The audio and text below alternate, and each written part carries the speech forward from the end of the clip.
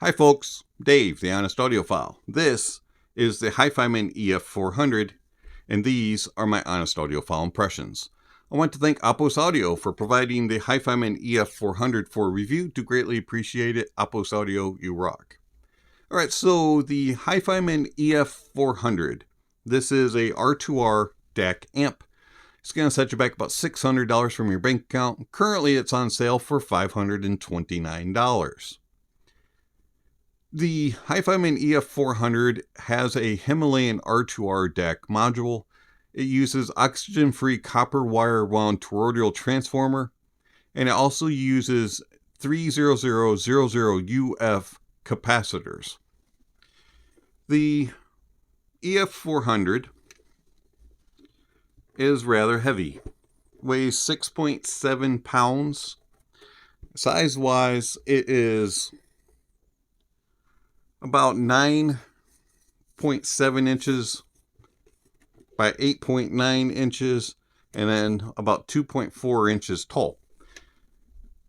And it is solidly built, and it looks really nice too. Very simplistic. Love the look of it. Heavy enough that it will stay in place on your desk. Not super huge that it's going to take up a ton of space, but it's not the smallest thing either. Brushed metal on the front, and then black aluminum. It's all metal, has no venting, which I find to be interesting. On the front side, this knob here is your gain switch. So you have low and high of each OS and NOS. OS standing for oversampling and NOS for no oversampling. We'll talk about that here in a minute. And then you have some lettering that'll tell you which one you're on. There's a little white LED that'll go up and down. And then you have 1/4 inch out, 3.5 out, 4.4 out, and an XLR out. And then you have a very nice and smooth volume knob. On the back side, you have your power switch, your cord input, 2 USBs. You have USB-B and USB-C. Those are your only inputs. Then you have RCA out and XLR out.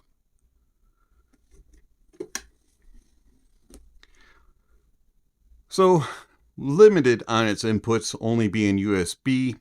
I did test both the USB-B and also USB-C. I mostly used it with USB-C. I did not try them at the same time as there is no input selector. Outputs on the back are fixed. There is no variable outputs. Those are both fixed.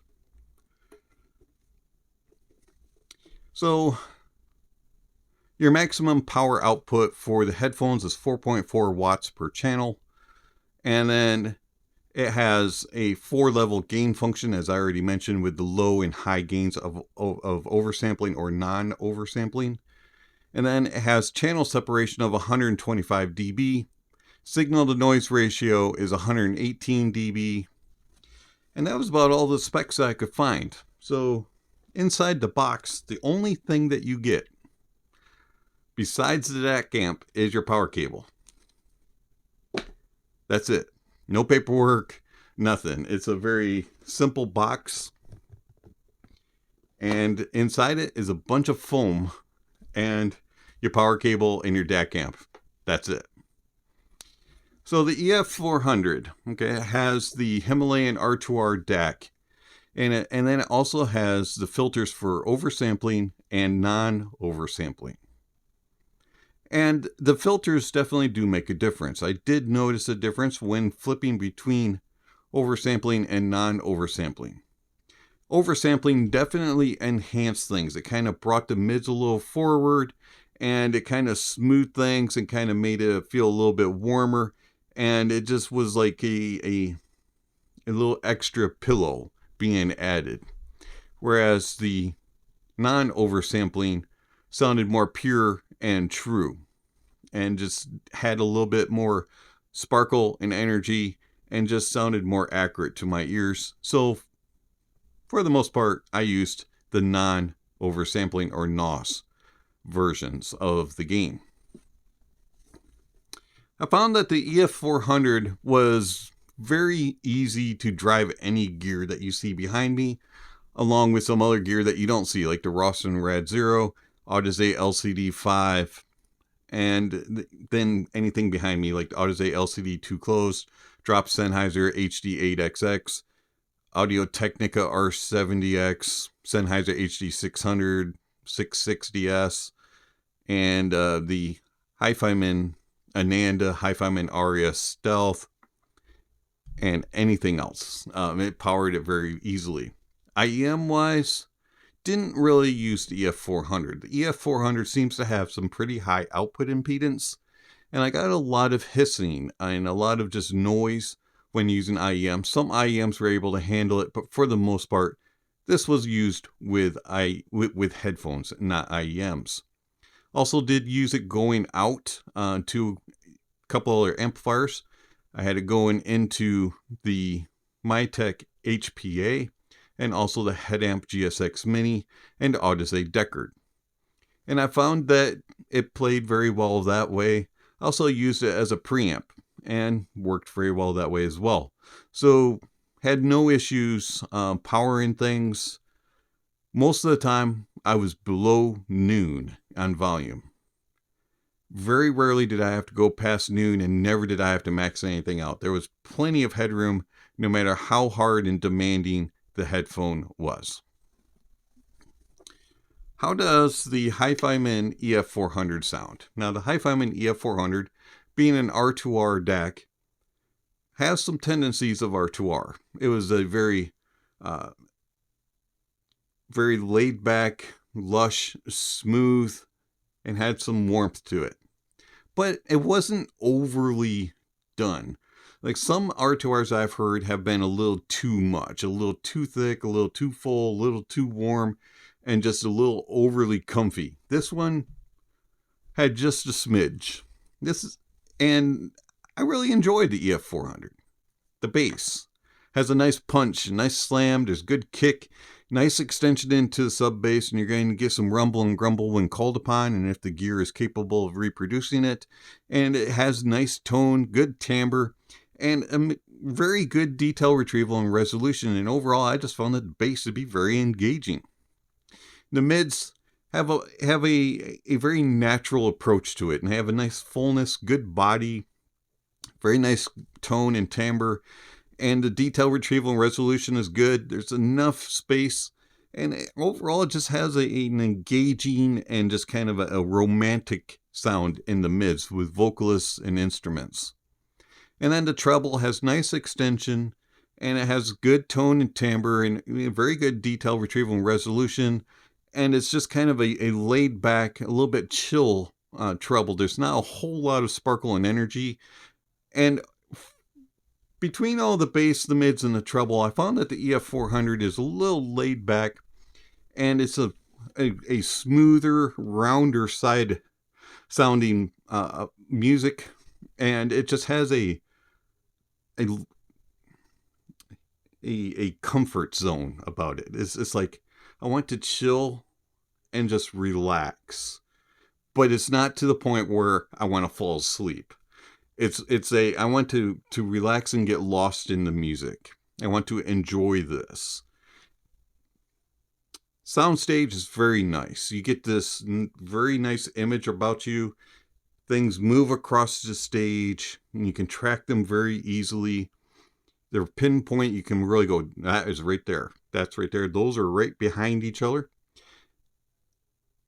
That's moving at me. That's moving away from me. That's going off to the side. Has very good depth. There's very nice layering. Things just play. It's very cohesive and very balanced and even. And I find that it does a good job of portraying different sizes and stages and in environments. Tone and timbre is very natural. Things sound very realistic. And they have a very nice warmer tone to them, and they have nice body, and it just sounds proper. And then detail retrieval is good. You're not going to miss out on anything, and resolution, it does very well resolving everything that it pulls out.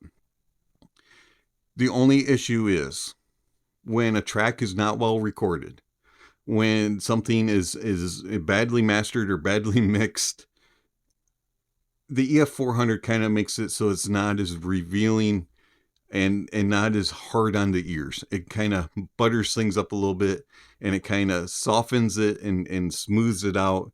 It rounds those edges so they don't bite you. And the EF400 just misses out on that little bit of razor's edge, a little bit of bite, a little bit of sparkle, energy, a little sizzle, and it just smooths it so you can go, ah. It's not an analytical sound. It's a, this is good type of sound. I like the EF400, and it complements my Mytek Liberty DACii 2 and the Mytek Liberty HPA. So the Mytek has a little more extension, has that little bit more of sizzle, energy, sparkle, and just a little bit more bite. There's some moments when you know a track is wrong, not wrong, but badly recorded, and it'll reveal it, and your ears will go, ooh. The Mytek also does a little bit better with imaging and placement, a little bit better detail retrieval and resolution, and still has that very accurate natural tone and timbre. Overall, the Mytek is more analytical, but also still neutral and natural, whereas the EF400 is the more natural and just a little bit relaxed type of sound. Like both of them, they complement each other very well. So, the Hifiman EF400. Is it something you're looking for? If you like a more relaxed sound, or if you're sensitive to brighter sounds and more analytical type sounds, then yeah, you might want to give it a look and listen.